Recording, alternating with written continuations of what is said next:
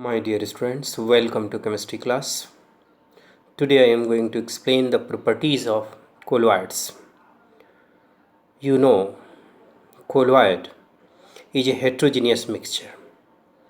Heterogeneous mixture means it has two phases, dispersed phase and dispersion medium. Its particles are in a state of motion, do not settle down in the container. Its particles is not seen by our naked eyes. The reason is the wavelength of visible light is 3600 angstrom, 3600 angstrom, and the maximum particle size of colloid is 1000 angstrom.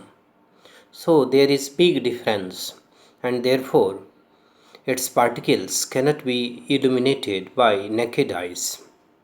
With the help of microscope, ultramicroscope, we can easily identify. Brownian motion is a property of colloids. The zigzag motion of colloidal particle is known as Brownian motion. Lesser the size of particles, greater will be the Brownian motion. Suspension do not show Brownian motion due to presence of large particles. It shows Tyndall effect. Do you know Tyndall effect? The illumination of colloidal particles by scattering of light is known as Tyndall effect. The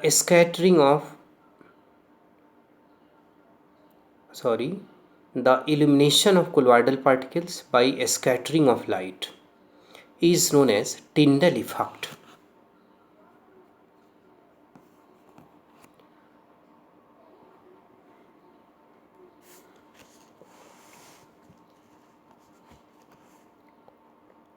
So, the size of colloidal particle is less than the wavelength of visible light.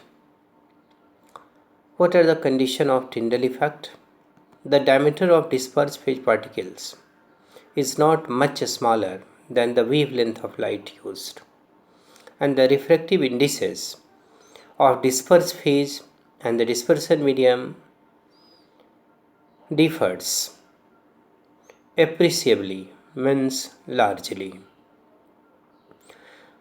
Lyophobic colloid show a strong Tyndall effect over lyophilic colloids.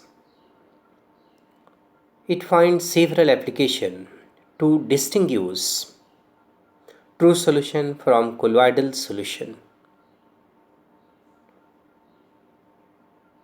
The illuminated path is called Tyndall cone. It also explains the blue color of a sky. The sky, as you know, appears blue is due to Tyndall effect. A scattering is inversely proportional to wavelength. Red light is scattered least. Red light is scattered least. So scattering is inversely proportional to wavelength. Another properties of colloid is electrophoresis. The movement of colloidal particles towards the opposite pole of electrode is known as electrophoresis. Colloid contains charged particles. In an electric field, they are moved towards the opposite pole of electrode, and this property is known as electrophoresis. It is a method of coagulation. Coagulation involves the conversion of colloid into precipitate. I hope you have well understood That's all today. God bless you. All the best. Be happy.